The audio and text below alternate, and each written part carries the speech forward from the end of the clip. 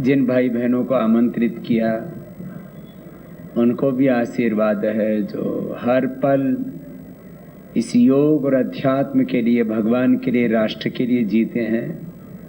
मेरे लिए आप सब भाई बहन उतने ही प्यारे हैं। आप सबको मेरा बहुत बहुत हृदय से प्रेम है, प्रणाम है, आशीर्वाद है।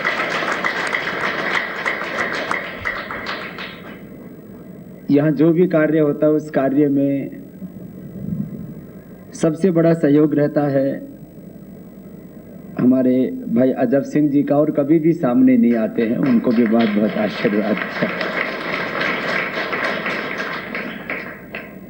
यहाँ भारद्वाज जी ने सबका परिचय करवाया। हमारे जोली जी जो पंजाब के राज्य प्रभारी हैं वो यहाँ पर हैं, और जो राष्ट्रीय स्तर पर भी एक बहुत बड़ी जिम्मेदारी निभा रहे हैं। पतंजलि योगपीठ में जो विश्व मुक्त कृषि का, कुदरती खेती का जो प्रयोग चल रहा है उसमें जो मार्गदर्शन कर रहे हैं, और अब काफी वक्त वो पंचकुला और चंडीगढ़ के लिए दे रहे हैं। ऐसे हमारे देवेंद्र शर्मा जी जो अपने परिवार के बहुत ही वरिष्ठ हैं, भाई देवेंद्र जी के साथ साथ हमारे बहुत ही प्यारे, बहुत ही तेजस्वी, ऊर्जावान युवा सन्यासी यहाँ पर हैं, ऋषिराज जी।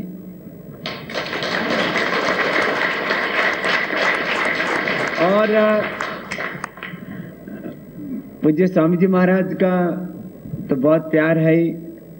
अब तरन तारन तक अब सीमित नहीं रह गए। ऋषिराज जी पूरे पंजाब में घूम रहे हैं और बहुत बड़ी शक्ति युवाओं की खड़ी हो रही है।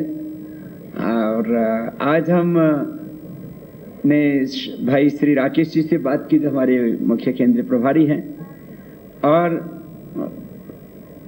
श्रद्धेय स्वामी जी से भी अनुमति ली हमने, और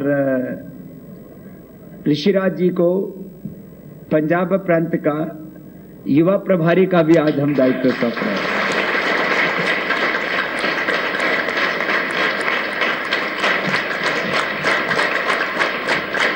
वाहेगुरु जी का खालसा, जो बोले सो निहाल। तो पूरे देश भर में एक बहुत बड़ी तैयारी अब चल रही है 9 अगस्त की। 9 अगस्त को अब दिल्ली में एक ऐतिहासिक आंदोलन शुरू होगा। 1 साल से देश के लोग प्रतीक्षा कर रहे हैं कि सरकार काला धन लाएगी, भ्रष्टाचार मिटाएगी, मजबूत लोकपाल लाएगी। कुछ नहीं हुआ। लोगों के मनों में एक निराशा सी आ गई है, बहुत अपेक्षाएं हैं, और उन अपेक्षाओं को हम हर पल अनुभव भी करते हैं। धैर्य लोगों का विचलित होने लगता है। तो अब ज्यादा प्रतीक्षा करने का वक्त भी नहीं रह गया है, सोचने का वक्त गया। उठो लिखो इतिहास नया। अब बहुत कुछ करने की बारी है। तो 9 अगस्त से आंदोलन लाखों करोड़ों लोगों के साथ शुरू हो जाएगा। लाखों लोग दिल्ली में होंगे और करोड़ों लोग देश में होंगे। बहुत बुरी हालत है देश की। बोले बाबा जी सरकार नहीं कर रही, का होगा कैसे? और ये तो लोकतांत्रिक शासन प्रणाली है देश में, डेमोक्रेसी है। लोकतंत्र और लोकतांत्रिक संस्थाएं अपना काम करती हैं, जनता क्या कर सकती है? हम लोग लोकतंत्र लोकतंत्र रोज बोलते हैं। लोकतंत्र का मतलब क्या है जरा सोचो तो। लोक माने जनता, तंत्र माने व्यवस्था, सिस्टम। लोक माने पब्लिक, तंत्र माने सिस्टम, व्यवस्था। लोकतंत्र का अर्थ है हिंदुस्तान में जो जनता चाहेगी वही व्यवस्था होगी। अब हम लोग जो है लोकतंत्र लोकतंत्र बोलते रहते हैं और रोज षड्यंत्र होते हैं। हम कहते हैं हम ये कैसे हो सकता है?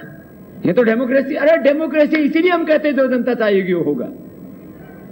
तो पूरे देश के लोग खड़े हो गए हमारे साथ, 99%। मैं तो और थोड़ा आगे बोलूं, 99.99% लोग हमारे साथ हैं। 0.01% लोग वो हमारे साथ नहीं है। तो क्या दिक्कत है? 99% लोगों के पास में ब्लैक मनी तो छोड़ो, व्हाइट मनी नहीं है। लोग कहते बाबा लोकतंत्र में ये कैसे हो सकता है कि जो जनता चाहेगी वही होगा? मैंने कहा इसी को तो लोकतंत्र कहते हैं। इस बार अभी ये 9 अगस्त के राष्ट्रव्यापी आंदोलन की रूपरेखा के बारे में, काले धन वाले मुद्दे, जो काला धन कैसे वापस आएगा, व्यवस्था परिवर्तन कैसे होगा, ये इसमें अभी हमने कुछ नए चीजें डाली हैं और ये अभी पूरे हिंदुस्तान में संगठन के माध्यम से इसको भेज रहे हैं। अभी सारे देश को समझ आए कि काला धन वापस कैसे आएगा। अब सब लोगों को पता लग गया काला धन है। अब कितना है इसको भी बताने की ज्यादा जरूरत नहीं रह गई है, क्योंकि हर सेक्टर में 3 से 4 गुना है। RBI, reserve bank of India कहता है करीब 20,000 टन सोना इस देश में है। देखो सोने में जो धन होता है वो देश के लिए नुकसानदायक इसलिए है क्योंकि वो किसी काम में नहीं आता। मनी इन सर्कुलेशन, पैसा जब बाजार में होगा, एग्रीकल्चर में लगेगा, इंडस्ट्री में लगेगा, सर्विसेज में लगेगा, वो बिजनेस में लगेगा, वो पैसा रिसर्च एंड डेवलपमेंट में लगेगा, वो पैसा वाटर मैनेजमेंट में लगेगा, वो पैसा किसी काम में लगेगा तो ठीक है। नहीं तो ऐसे होगा जैसे पैसे को ऐसे ही समझो जैसे हमारे यहाँ भाई पशुधन बोलते हैं, गोधन बोलते हैं, हमारे यहाँ धन धान्य बोलते हैं। अब धन ऐसे ही समझे से गेहूं की बोरी है, खेत में घर में रखी है तो पड़ी है, और वो खेत में जाए बीज बन के जाएगी तो एक बोरी से 50 बोरी पैदा होंगी। एक बोरी डालो सरसों की तो 100 बोरी पैदा हो जाएंगी, 100 गुना हो गया ना। तो मरीन सर्कुलेशन, तो ये सोना में पड़ा है। बोले बाबा आपने कहां से आंकड़े निकाले? मैंने कहा आंकड़े निकालने के रजिस्ट्री ऑफिस में जाके देख ले। 1 करोड़ की जमीन होती है, खरीदी जाती है, 20 लाख की रजिस्ट्री होती है, 80 लाख उपला की तो है। तो लैंड में, इंफ्रास्ट्रक्चर में, रियल स्टेट में, माइनिंग में, ड्रग्स में, कालाबाजारी में, पॉलिटिक्स में, गोल्ड में, हेल्थ में, एजुकेशन में। डॉक्टरों के पास जो फीस देते हो उसके कोई पर्ची देता है डॉक्टर? कितना? यदि 1 लाख रुपए आपने खर्च किया तो मुश्किल से 20-25 हजार की होगी। 20-25% ही तो व्हाइट हुआ, बाकी ब्लैक है। इसी तरह से एजुकेशन में देख लो, जो डॉक्टरी का एडमिशन होता है 25 लाख रुपए लगते हैं, आपको तो एक में रसीद नहीं मिलती। डोनेशन वाला ऊपर वाला ब्लैक ही है सारा। एमडी करते हैं तो 2 करोड़ रुपए खर्च होते हैं, ब्लैक ही तो है सारा। तो ये सारा मामला ऐसा है। तो ये आंकड़े की बात नहीं है। अब बात ये है, इसमें आपको मैं कई चीजें बताना चाहता हूं। एक तो जो कहते हैं ना कि अब ये जनता चाहेगी वो हो कैसे जाएगा, बस अब जनता को उसी हौसले के साथ में डटे रहना है मैदान में। कितने दिन लगेंगे? 10 दिन लगेंगे, 20 दिन लगेंगे, महीना लगेगा, डटे रहे। महीना लग करके नौकरी धंधा करेंगे, कितना मिल जाएगा? मान लीजिए हमने 9 अगस्त को शुरू किया और 1 महीना लग जाता अपने को आंदोलन में, क्या दिक्कत हो गई? 1 महीना आंदोलन कर लेंगे, जिंदगी भर के लिए सुखी हो जाएंगे। 1 महीना नौकरी धंधा करेंगे, कितना मिल जाएगा जी? 10,000, 20,000, 50,000। लाख कमाने वाले तो हिंदुस्तान में 1% लोग होंगे। 10, 20, 50,000 कोई बात नहीं। 1 महीना यदि पूरा हिंदुस्तान डट गया ना मैदान में, तो इनकी हालात ये हो जाएगी। मैंने कहा इस बार कि अब 9 अगस्त से आंदोलन शुरू होगा और तब तक चलेगा जब तक काला धन वापस लाने का इंतजाम नहीं हो जाएगा और मजबूत लोकपाल नहीं मिल जाएगा।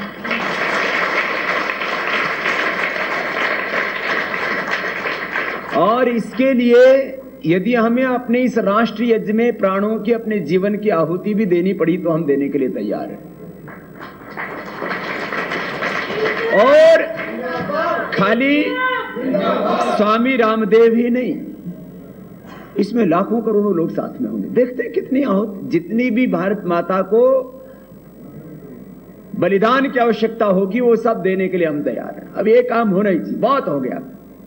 अब इससे ज्यादा अब बर्दाश्त नहीं होता, इससे ज्यादा अब सहा नहीं जाता। 28 स्टेट कैपिटल्स में यह आंदोलन रखा गया और 5,000 से लेकर के 20-20 हजार तक वहां पर लोगों ने इकट्ठा होकर के बता दिया कि जहां हमारा गुरु आदेश करेगा वहां पर हम लाखों नहीं करोड़ों की संख्या में खड़े होने चाहिए।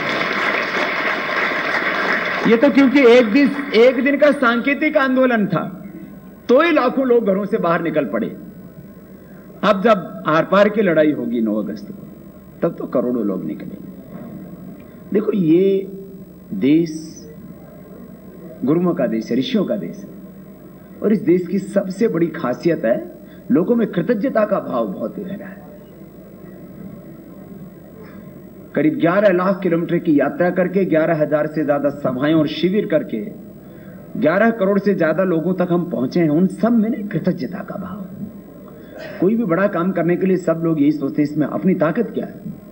इतने बड़े काम के लिए तो हमारी ताकत है इस देश के 11 करोड़ से ज्यादा वो लोग जिन्होंने सीधे अब तक कार्यक्रमों में भाग लिया है। हमारी ताकत है इस देश के 100 करोड़ से ज्यादा वो ईमानदार लोग जिनके दिलों में देश से बहुत गहरा प्रेम है। हमारी ताकत है सत्य, हमारी ताकत है भगवान और हमारी ताकत है हमारे पूर्वजों का तप, उनके पुण्य। तो एक तो ये बात सबको समझ में आ गई, लोकतंत्र में सबसे बड़ी ताकत क्या होती है बोलो? जनता। लोकतंत्र में सबसे बड़ी ताकत क्या होती है? लोग कहते हैं ना सरकार सबसे बड़ी है, सरकार भी जनता ही बनाती है और सरकार बनाने के बाद में भी सबसे बड़ी ताकत सरकार की नहीं, सबसे बड़ी ताकत किसकी है? बस वो जनता की ताकत एक जगह दिखनी चाहिए, बस इतनी बात है। इसलिए लोकतंत्र जो जनप्रतिनिधि हैं, जनप्रतिनिधि कब तक रहते हैं? बोले जनप्रतिनिधि जो करेंगे वही होगा हिंदुस्तान में।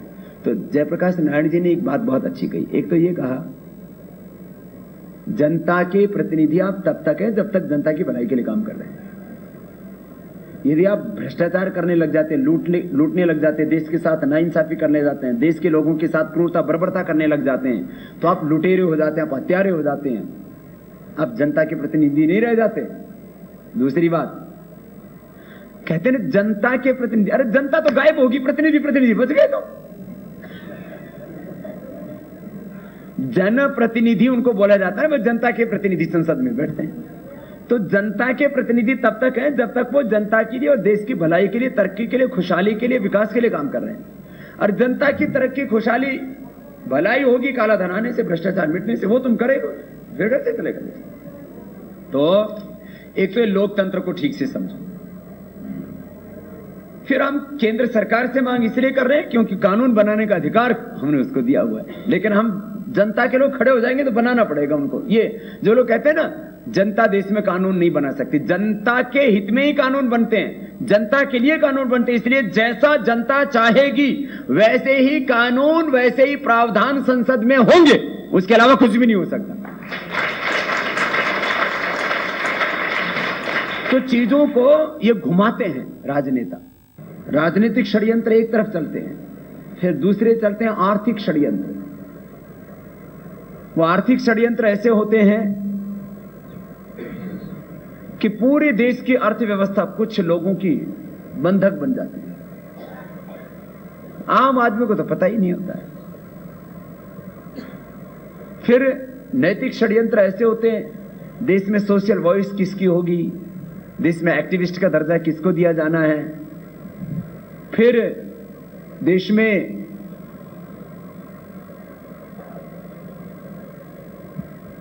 कौन व्यक्ति सामाजिक रूप से नेतृत्व करेगा। तो ये छोटी छोटी बातें लेकिन बहुत गहरी बातें।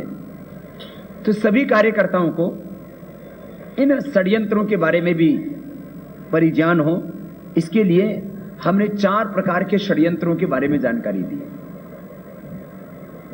हिंदुस्तान में ऐसे विदेशी फाउंडेशन हैं जो यहां पर कुछ एनजीओज को मदद करते हैं, फिर उनको सोशल लीडरशिप के नाम पर खड़ा कर देते हैं उनके एनजीओज को चलाने वाले व्यक्तियों। सारे एनजीओ खराब नहीं हैं, ऐसा नहीं है।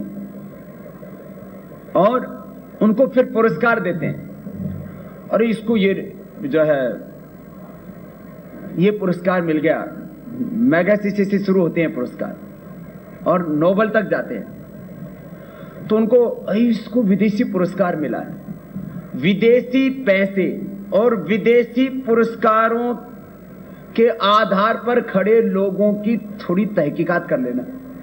हमारे यहां शादी विवाह भी करते हैं तो कुल खानदान देखते हैं, भाई इसका मूल क्या है देख लो, और जिसका मूल गड़बड़ हो ना तो समझ लो वहां हेरा फेरी मिलेगी मोटी। जिसका यही ना पता उसके बाप कौन है, यही ना पता उसकी मां कौन है, उसके साथ अपने लड़की की या लड़के की शादी कर लोगे? ये तो मूल की तो खबर करनी पड़ेगी। तो ये जो सामाजिक रूप में जो कुछ लोग दिखाई देते हैं ना सामने, इनके भी मूल में जाके देख लेना। जिनका स्रोत गड़बड़ है ना, जिनकी नींव खराब है, समझ लो उन पर भवन अच्छा नहीं बन सकता। इसलिए हमारे कार्यकर्ताओं को ये जो सामाजिक षड्यंत्र चलते हैं और इसके पीछे भी बहुत बड़ी वैश्विक ताकतें काम करती हैं, इसको शुद्ध हिंदी में बोलते हैं जागतिक षड्यंत्र। ये बड़े खतरनाक है। फिर नैतिक षड्यंत्र, पूरे देश का चरित्र का भट्ठा उठा दिया। देश की माताओं के लिए तो दो ही काम दे रखे, बर्गर पिज्जा खाओ और सुबह शाम सास बहू की सीरियल देखो। पहले माताएं बच्चों के लिए बहुत काम करती थी, उनको तैयार करना, खिलाना पिलाना, नुलाना, ममता उनको संस्कार बहुत कुछ देती थी उनको। अब क्या हो गया, घर में जो बड़ी बहनें हैं, बड़ी औरतें हैं, बड़ी माताएं हैं, साफ सफाई करने के लिए, घर का काम करने के लिए नौकरानी, कई घरों में जो परोसने का काम कर देती हैं, बाकी कई घरों में तो परोसते भी नौकरी है। मैंने देखा वो तो काम करने को मतलब अपनी तौहीन समझते हैं। तो क्या करना, तो सुबह से शाम तक ऐसे ऐसे उनके लिए सीरियल तैयार कर दिए गए हैं कि आप वो देखते रहिए। देश के आधी वर्किंग फोर्स को सीरियल्स में लगा दिया, फिर जो जवान हैं उनको क्रिकेट देखने में लगा दिया। एक दिन कहीं बंद होता है या धरना प्रदर्शन होता है तो एसोचैम से लेकर के, फिक्की से लेकर के सारे जो फाइनेंशियल इंस्टीट्यूट्स हैं वो उसका मुआयना करते हैं कि भाई एक दिन के बंद से देश का कितना नुकसान हुआ। ये जितने भी टीवी के ऊपर सीरियल चलते हैं, इससे देश की प्रोडक्टिविटी पर क्या असर हुआ, और जितना क्रिकेट हिंदुस्तान में देखा गया उससे कितने वर्किंग आवर्स खराब हुए और उससे देश का कितना नुकसान हुआ। यदि इसका जिस दिन मूल्यांकन हो जाएगा, क्रिकेट देखना बंद कर देंगे। इन सारे कार्यक्रमों की जो टीआरपी तय करने वाली विदेशी कंपनी है, वो ऐसी चीजों को प्रमोट करती है, ऐसी चीजों की टीआरपी दिखाती है जो उसको चाहिए। दरअसल विदेशी कंपनियों को अपना सामान बेचना है, वो तो माताओं बहनों को भी एक प्रोडक्ट मानती है विदेशी कंपनियां। अच्छा बताओ, वो सेव करने के लिए क्या ब्लेड बेचते हैं। अब ब्लेड बेचने में लेडीज का क्या काम, ना उनको दाढ़ी ना उनको मूछ, लेकिन ब्लेड बेचना हो तो किसको खड़ा करेंगे, लेडीज को खड़ा कर देंगे और ऐड देंगे। मैं एक दिन ऐड देख रहा, मैं तो बहुत ऐड में टीवी बीच में न्यूज चैनल चलाते हैं, बीच में आ जाता कोई ऐड हो, ऐसे थोड़ी देखते हैं। साबुन बेचना है तो लेडीज को दिखाना है, क्रीम बेचनी है तो लेडीज को दिखाना है, कुछ भी बेचना है, टीवी बेचना है, माने सुई से लेकर के हवाई जहाज तक फ्लाइट्स के ऐड आते हैं, उसमें भी लेडीज होती है। सुई से लेकर के हवाई जहाज तक माताओं बहनों को एक बिकाऊ सामान समझ रखा है। ये मैं एक साधारण सी बात करता हूं, ऐसे पूरे षड्यंत्र। अब बताओ, अब थोड़े दिनों से हिंदुस्तान में सुंदरी पैदा होनी बंद हो गई। पहले विश्व सुंदरियों में भारत का नाम बहुत अव्वल रहता था, क्योंकि सारी विदेशी कंपनियों को पहले एक भारत में से एक सबसे खूबसूरत औरत ढूंढो। वो खूबसूरत होती नहीं है, क्योंकि अच्छे घरों की औरतें कभी भी उन प्रतियोगिताओं में भाग लेती नहीं है। तो विश्व सुंदरी के नाम पर उनके साथ में एग्रीमेंट्स किए जाते हैं कि आप यदि विश्व सुंदरी बनेंगे तो इन विदेशी कंपनियों का आपको ऐड करना पड़ेगा। तो उनका टारगेट होता है, कभी वो भारत से विश्व सुंदरी ढूंढेंगे, कभी वो चीन से विश्व सुंदरी ढूंढेंगे, कभी वो मलेशिया से विश्व सुंदरी ढूंढेंगे। अब हम तो सभी को सुंदर मानते हैं, हमारे तो भगवान ही श्याम वर्ण के थे, लेकिन कभी वो अफ्रीका से भी विश्व सुंदरी ढूंढ लेते हैं। उनको विश्व सुंदरी से मतलब नहीं है, उनको तो अपना सामान बेचने से मतलब है। तो ये सारे कामों के पीछे एक बहुत बड़ा षड्यंत्र है। तो हमारे सब कार्यकर्ताओं को ये राजनीतिक, ये आर्थिक, ये सामाजिक और ये जो नैतिक षड्यंत्र चल रहे हैं, इनको समझना होगा। इसकी समझ सारे कार्यकर्ताओं को होनी चाहिए, नहीं तो सामाजिक कार्यकर्ता भोलेपन में कहीं पर भी खड़े हो जाते। अरे बोले ये भी बड़ा अच्छा आदमी, बड़ा देशभक्त है, पता गए तो देशद्रोही है। देशभक्तों के चोले में, देशभक्तों के भेष में देशद्रोही, देश के दुश्मन, वो भी घुसे हुए होते हैं। बड़ा खतरनाक षड्यंत्र चल रहा होता है। इसलिए मैं भारत स्वाभिमान युवा भारत, पतंजलि युग समिति, महिला पतंजलि समिति, किसान अपने आंदोलन समितियों से जुड़े हुए सब भाई बहनों से एक रिक्वेस्ट तो ये करूंगा, एक आग्रह तो ये करूंगा कि जब भी आपको किसी आंदोलन के लिए बुलाया जाए, आपको भाग लेना है। लेकिन कब? जब संगठन की ओर से निर्देश हो तब। नहीं तो पता लगा कि आप जहां जाकर के खड़े हो रहे हैं, देखने में लगा कि देशभक्ति का आंदोलन है, पता लगा है तो देश को तोड़ने वाला आंदोलन है। पता लगा हम जिनके पीछे खड़े हुए वो तो और साजिशें कर रहे हैं, पर्दों के पीछे बैठ करके, उनके तार तो कहीं और कहीं से जुड़े हुए हैं। इसलिए जब तक अपने संगठन को कोई निर्देश नहीं हो जाता है, तब तक उसमें भाग नहीं लेना। एक तो इस खुला निर्देश है हमारा, इसके पीछे बहुत हेतु है और इसको बहुत गहराई से समझने की जरूरत है। 9 अगस्त को पूरे हिंदुस्तान से जो मुझसे प्यार करते हैं, क्योंकि अब हमने ये अपने जीवन का एक अंतिम लक्ष्य बना लिया है। अब आध्यात्मिक रूप से जो हमें अचीव करना था वो भगवान के अनुग्रह से हमने पा लिया है। अब उसमें हमें कोई, जैसे भगवान श्री कृष्ण कहते हैं ना मुझे कुछ पाना ना मुझे कुछ खोना, फिर भी अपना कर्तव्य मान के मैं जी रहा हूं। अब देश के लिए यह हमारी आखिरी जंग है। तो अब जो भी भाई बहन मुझसे प्यार करते हैं, मैं उन सबसे कहूंगा, अब एक लक्ष्य दिल्ली का। क्या करना है? दिल्ली जाना है। जेल में जाना है तो जेल में जाएंगे, आंदोलन करना है तो आंदोलन करेंगे, अनशन करना है तो अनशन भी करेंगे, बिना अनशन किए आंदोलन करना है तो धरना प्रदर्शन भी करेंगे। जो करना है वो अब थोड़े दिन के लिए यही काम, इससे बड़ा और कोई काम भी नहीं हो सकता, क्योंकि ये काम पूरा होगा तो हिंदुस्तान फिर से वर्ल्ड इकोनॉमिक सुपर पावर बनेगा। ये बड़ा काम, ये इतना बड़ा काम है, फिर हमें चंद पैसों के लिए किसी का मोहताज नहीं होना पड़ेगा। आज हम वर्ल्ड बैंक से कर्ज लेते हैं, अब वर्ल्ड बैंक से कर्ज लेने के सीमाएं खत्म हो चुकी हैं, हमने पूरे हिंदुस्तान को गिरवी रखा हुआ है। अब हमें वर्ल्ड बैंक से लोन लेने की जरूरत, अभी हमें एफडीआई से भी पैसा लेने की जरूरत, अपना पैसा लाओ ना भाई। ये एफडीआई में भी बड़ी गड़बड़, अभी एफडीआई वाले जैसे हमने बात की ना पूरे हिले पड़े। एफडीआई से पैसा तो आया है करीब 20 लाख करोड़, कितना, लेकिन उसमें सारे राज हैं। एफडीआई के माध्यम से इन्हीं बेईमानों ने घुमा करके पैसा लाया हुआ है। अब हमने कह दिया कि एफडीआई के मूल मालिक और इसके मूल स्रोत का पता लगाओ।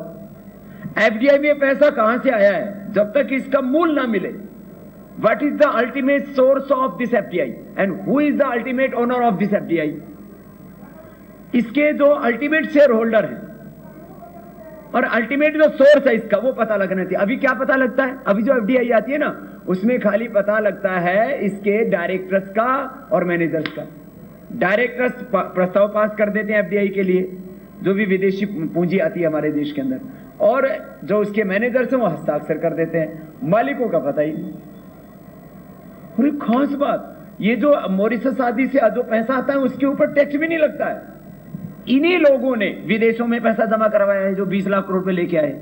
इन्होंने यहाँ गोल्ड में, लैंड में, इंफ्रास्ट्रक्चर में, रियल एस्टेट में, ड्रग्स में, पॉलिटिक्स में, काला बाजारी में, सब में, वाइन में, सब में इन्होंने पैसा लगाया। ये बड़ा मामला है।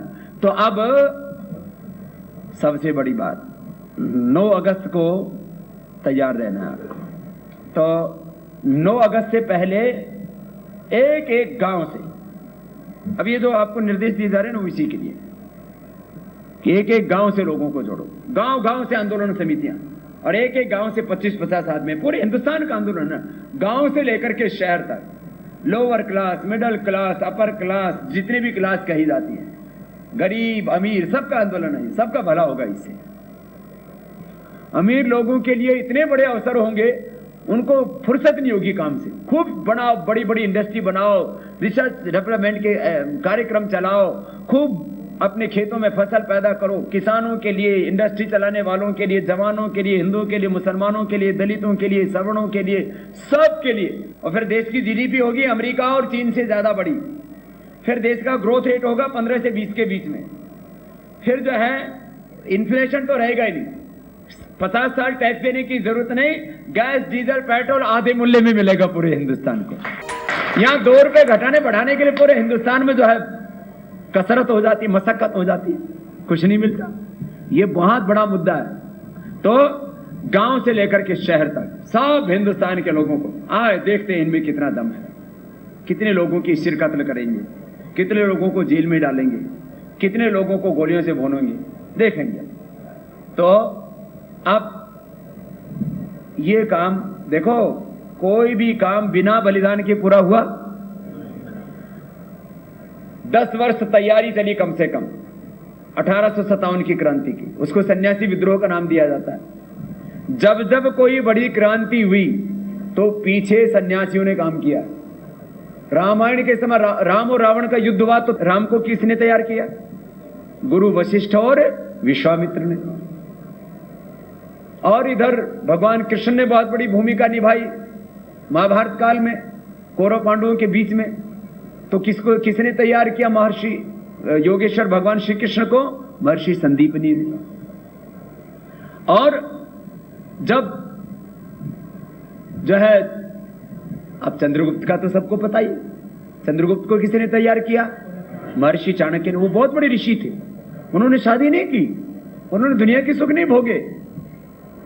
महानंद का अत्याचार जब बढ़ गया तो चंद्रगुप्त को किसने तैयार किया? चाणक्य। ये तो अब भाई 1857 में अंग्रेजों का बहुत अत्याचार बढ़ गया तो सन्यासी विद्रोह शुरू हुआ। कितने साल लगे? 100 साल लगे। वैसे तो काम तो हो ही गया था 1857 में, लेकिन कुछ गद्दारों ने धोखा दिया। ऐसे ही देश के अंदर गद्दारों की आज भी कमी नहीं है। कुछ लोगों के खून में, खानदान में गद्दारी है। हमने तो ये प्रण कर लिया, हमने तो ये व्रत ले लिया है, ये प्रतिज्ञा कर ली है कि अब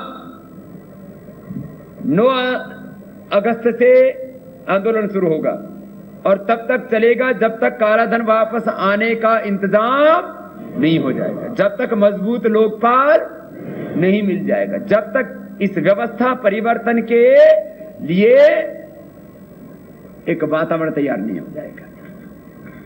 तो बोलो, मैंने कहा घरों में रहोगे तो क्या कर लोगे?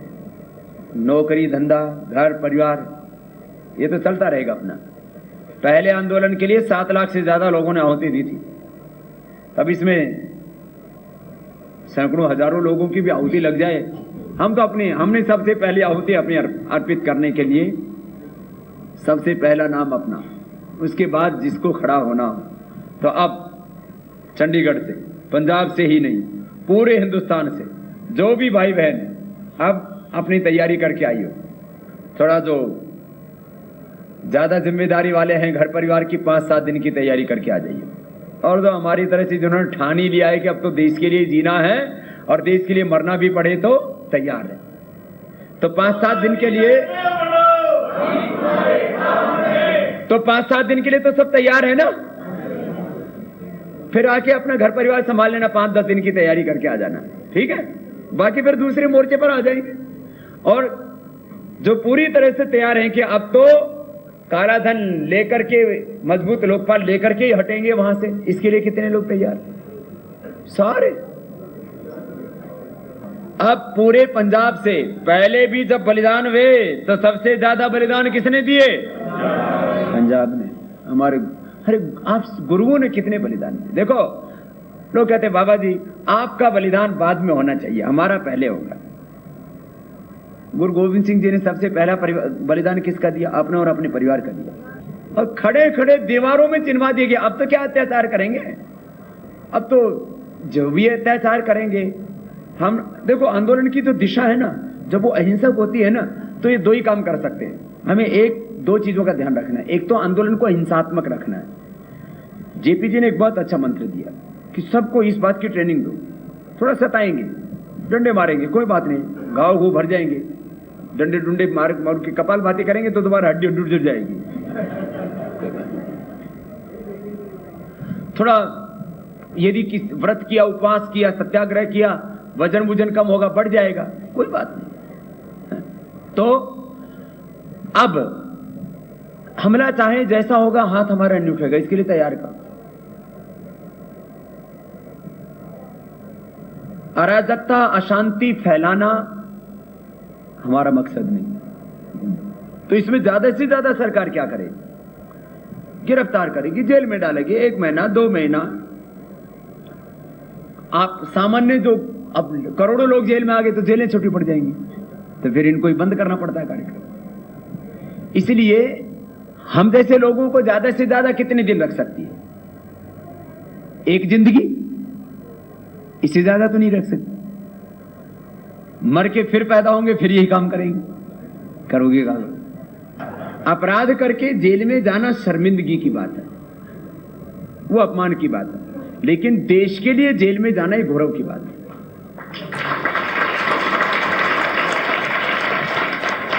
ठीक है, तो जेल से बढ़िया क्या हो सकता है? रोटी के बारे में सोचना ही नहीं। टॉयलेट खूब बढ़िया है वहां जितने भी लोग हैं उन सबको भी आंदोलनकारी बना देंगे, वहां उनको भी योग सिखाएंगे, और कितने लोगों को जेल में डालेंगे। आज 1 करोड़ से ज्यादा तो अपने प्रशिक्षित कार्यकर्ता हैं, 10 करोड़ से ज्यादा जो है अपने इस मूवमेंट के साथ पहले भागीदारी कर चुके हैं। तो 1 करोड़ भी लोग जेल जाने के लिए तैयार हो गए, इनकी सारी जेलें छोटी पड़ जाएंगी। तो जेलों में ये हमको 2-4 दिन तो झेल सकते हैं, 2-4-5 दिन के बाद जेलें इनकी। चंडीगढ़ से जब यहां आंदोलन हुआ तो 5000 लोग आए, अब दिल्ली आंदोलन होगा तो कितने आएंगे? लोगों को घर घर जाके ऐसे निमंत्रण देना जैसे आप अपनी बेटी की शादी में बुलाते हो, घर घर जाके पीले चावल देना। और ये जो निमंत्रण पत्र है ये देना 9 अगस्त का, ठीक है, कि बाबा जी ने बुलाया है। बोले पीले चावल किस बात के? बोले बाबा जी हमारे ब्रह्मचारी शादी तो की नहीं, तो आज दिल्ली बुला रहे हैं।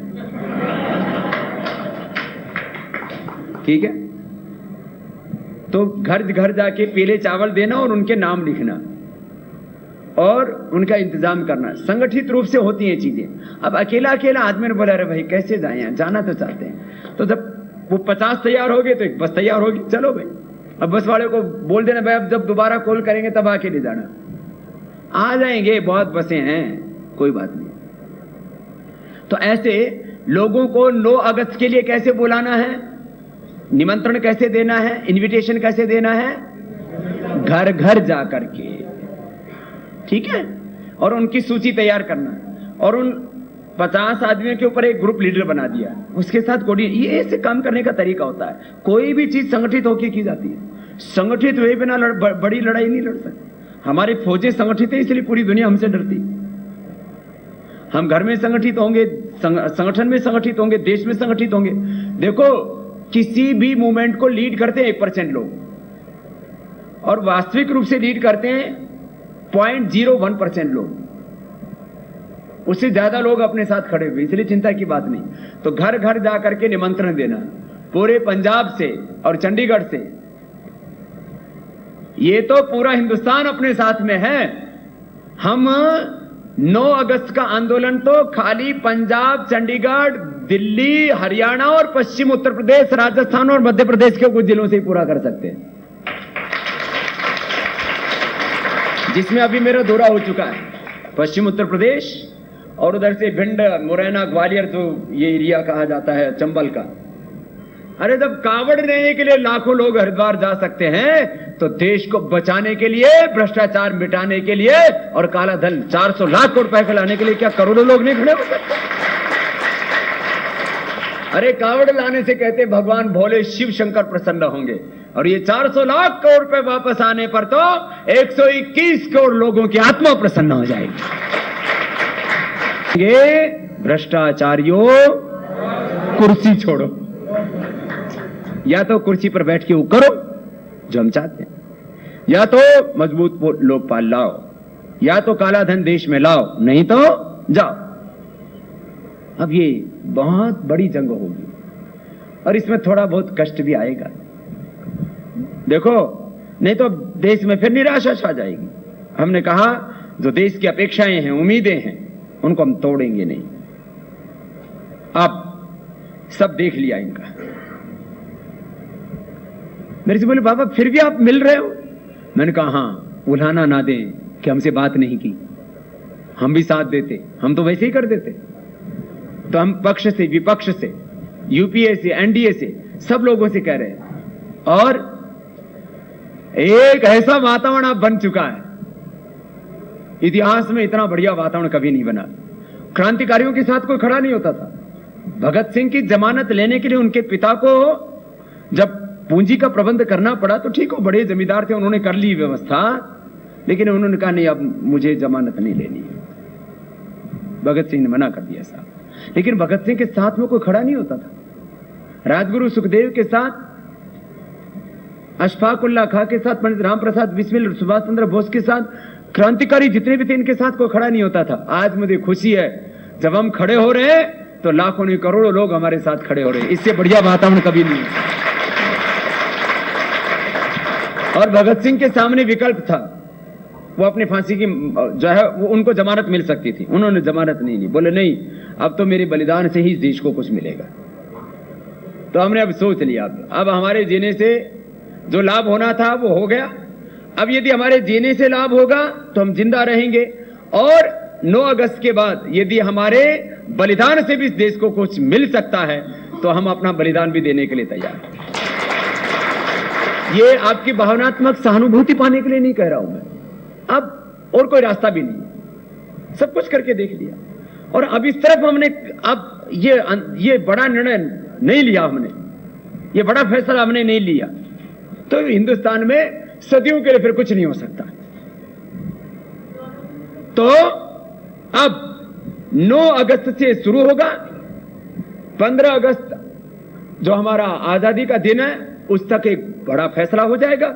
और मैं तो कहता हूं जो भी फैसला हो, जो भी होगा, हम सब सहने के लिए तैयार हैं।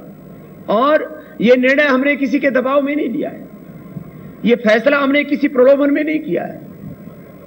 लोग बोलते बाबा जी ये चलो इन्होंने नहीं किया और ये चले भी गए तो क्या होगा? मैंने कहा जो भी होगा हमें सब स्वीकार है।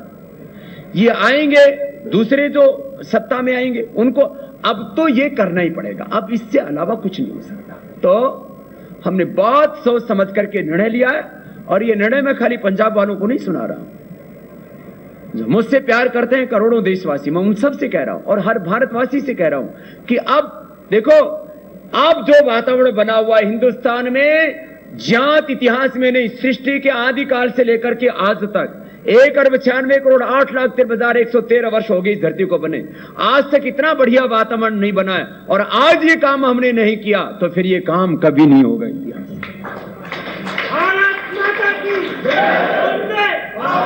अब आप लोगों को ये सोचना है, आप मुझसे दिल से प्यार करते हैं तो आपको क्या करना है? तो एक तो पहले अपनी आत्मा से पूछो, आपके भीतर से भी वही पुकार आती है जो मेरे हृदय में से उठ रही है, भाई अब तो वक्त आ गया है कि देश के लिए बलिदान देना चाहिए, देश के लिए अपनी कुर्बानी देनी चाहिए, देश के लिए अपनी आहुति देनी चाहिए। और देखो 2-4 लोगों की खुशी के लिए अपनी जिंदगी बिता देते हैं, मेरा बेटा खुश रहे, मेरी बहू खुश रहे, मेरा पति खुश रहे। मैंने देखा ऐसी जवान बेटियों को देश में विदेश में भी। यूके में एक बेटी अपने हस्बैंड को लेकर के आई, उसकी उम्र होगी मुश्किल से 25 साल। उसको शादी के कुछ दिनों बाद ही उसको पैरालिसिस हो गया एक्सीडेंट के कारण से। मैंने कहा बेटा तो दूसरी शादी क्यों नहीं कर लेती? मैंने कहा वो बोली बाबा जी मैं शादी भी कर लूंगी तो बच्चे ही होंगे ना, उनकी भी सेवा करूंगी ना। तो अपने हस्बैंड की बच्चे की तरह सेवा कर रही थी।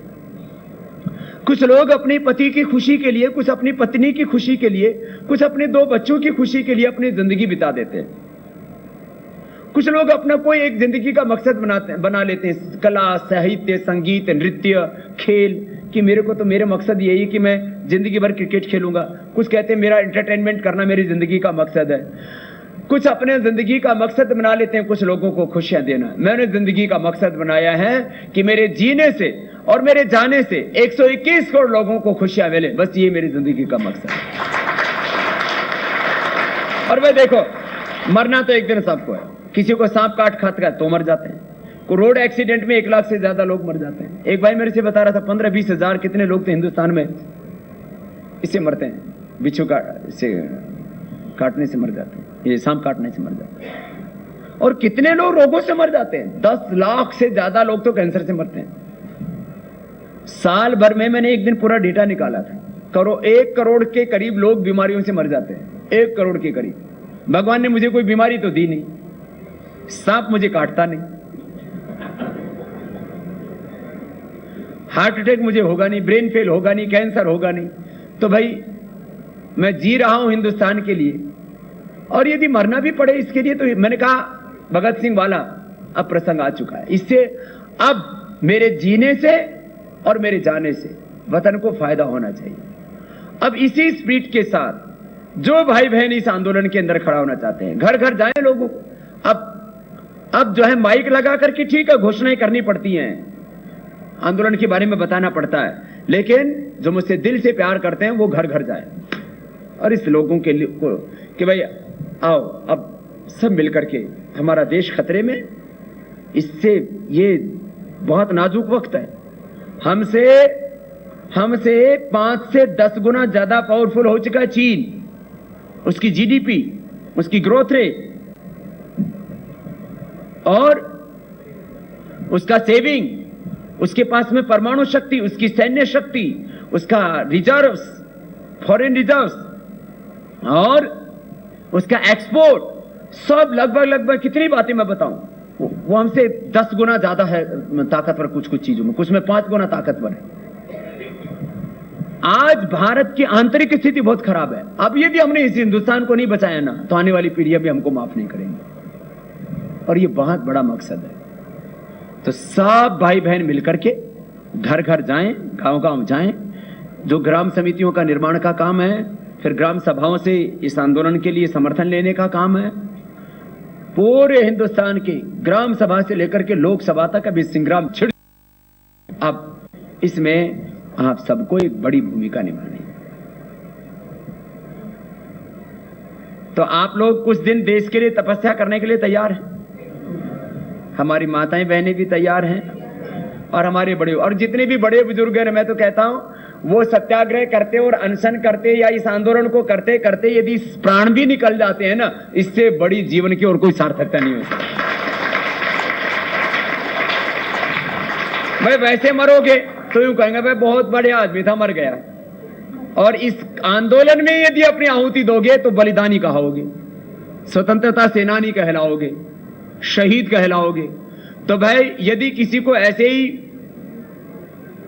सामान्य मौत मरना है, जो सभी मरते हैं, तो अपने घर में रहना। और जिनको शहीदों की मौत मरना है, जिनको वीरों की मौत मरना है, जिनको एक सच्चे ईश्वर पुत्र, ऋषि पुत्र की भूमिका में, भारत माता के एक सच्चे सपूत, भारत माता की सच्चा बेटा और बेटियों की भूमिका में जीना है और उसके लिए मरना है। अबे मरना तो 5-10 साल बाद में भी, 5-10 साल में रह भी गए तो कौन सा धरती तोड़ देंगे। 5-10 साल रह भी गए, जी गए तो कौन सा बड़ा काम हो जाएगा।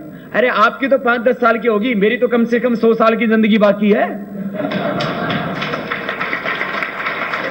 मैं 50-100 साल तो कहीं जा नहीं सकता था। जब मैं अपने 50-100 साल की जिंदगी को जो और मैं जी सकता था, जब मैं उसको दांव पर लगाने के लिए तैयार हूं, तो आप लोग क्यों नहीं सोचोगे? तो जितने भी बड़े बुजुर्ग हैं, एक भी खबरदार घर में नहीं रहेगा। हाँ, और भाई जब तक मैं जिंदा रहा और यदि मुझे मौका मिल गया तो आपकी अंत्येष्टि भी मैं ही कर दूंगा। यदि आंदोलन में आपकी शहादत, आपका बलिदान हो गया और मैं जिंदा हूं, तो इससे बढ़िया क्या होगा कि मैं आपको मुखाग्नि दे दूंगा और भगवान के अमृत धाम में जाओगे सीधे। वो भगवान श्री कृष्ण ने कहा ना, हतो वा प्राप्स्यसि स्वर्गम जीतवा वा भोक्ष्यसे महिम। इस सत्याग्रह को करते हुए, इस आंदोलन को करते हुए, इस राष्ट्रीय यज्ञ में यदि आपकी आहुति लग गई, तो इससे बड़ा और जीवन की धन्यता, इससे बड़ी जीवन की सार्थकता कुछ भी नहीं हो सकती। मैं तो इससे बड़ा कोई काम मानता नहीं। अरे लोग पूरी जिंदगी 10-20-50 लाख 10-20-50 करोड़ लगाने में पूरे, अरे 10-20-50 करोड़ कमा ले तो बहुत बड़ी बात है। 10-20-50 करोड़ कमाने वाले तो बहुत थोड़े लोग हैं। हमने इस आंदोलन को एक निर्णायक मोड़ तक लेकर के गए तो 400 लाख करोड़ रुपए देश को मिलेंगे। इससे बड़ी बात कुछ भी नहीं हो सकती। देश बचेगा, देश की संस्कृति बचेगी, देश की प्रतिष्ठा बढ़ेगी। बहुत बड़ा काम है। अब इस काम के लिए आपको सोचना है, और सोचना नहीं है, अब तो करना है। तो थोड़े दिन देश के लिए वक्त निकालो, ठीक है? तो मैं ये आशा और विश्वास लेकर के जाऊं कि चंडीगढ़ वाले तैयार हैं। और चंडीगढ़ और पंजाब अब साथ ही, अब ये चंडीगढ़ तो मैं हरियाणा पंजाब बीच में बैठा, ये तो दोनों की कैपिटल है? तो अब पंजाब से कितने लोग आएंगे बोलो? पंजाब और चंडीगढ़ से, अब यहां वाले तो आएंगे ही। पंजाब से और चंडीगढ़ से बोलो। हाँ जोली, तो हमारे ऋषिराज और हमारे जोली कह रहे हैं बाबा जी 1 लाख से ज्यादा तो पंजाब से आएंगे।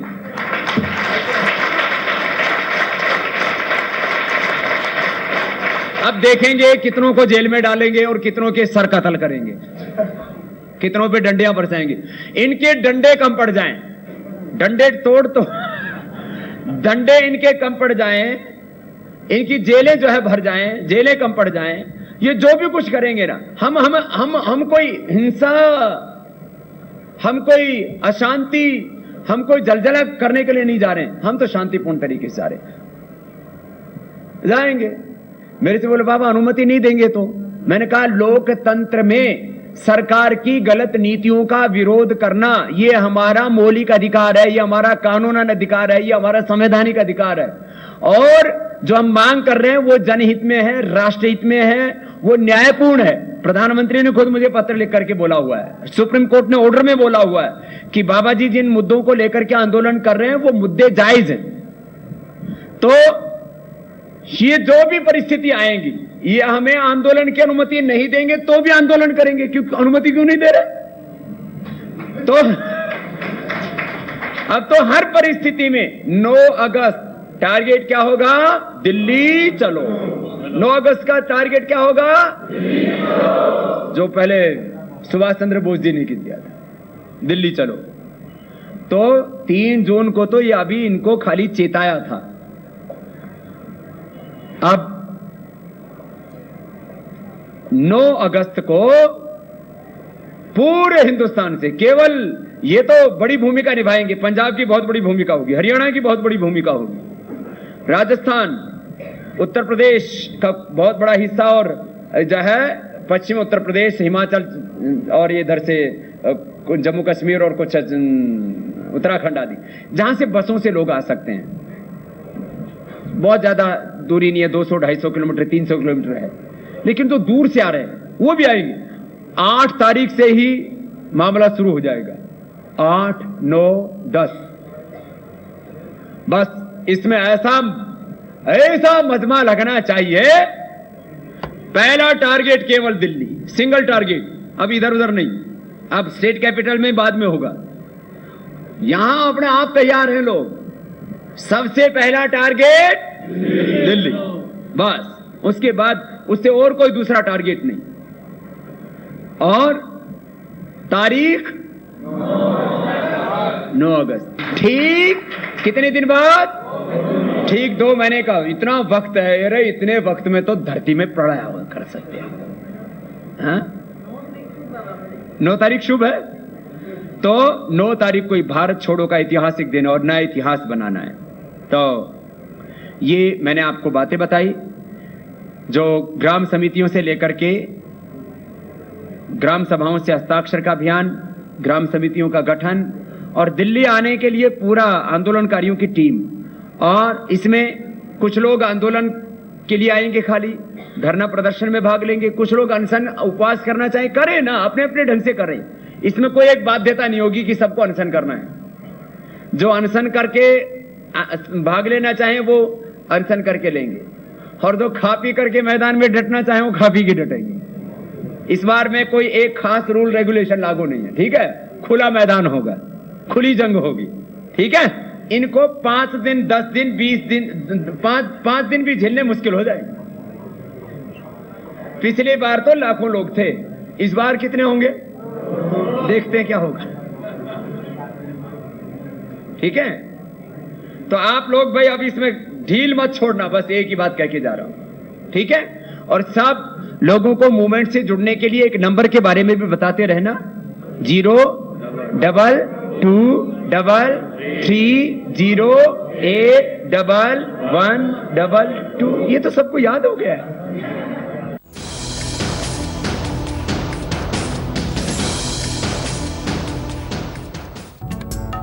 भारत स्वाभिमान ने काला धन, भ्रष्टाचार व व्यवस्था परिवर्तन के आंदोलन के लिए ग्राम सभा से लोकसभा तक समर्थन अभियान शुरू किया है। आप भी अपनी ग्राम सभा से इस आंदोलन के समर्थन के लिए हमें संपर्क करें। भारत स्वाभिमान केंद्रीय कार्यालय, पतंजलि योग पीठ, फेज 2, हरिद्वार, 249402 उत्तराखंड। फोन 01334240008, 244107 और 246737। फैक्स 01334244805 और 240664। Email bharatswabimanheadoffice@gmail.com. Visit us at www.bharatswabimantrust.org.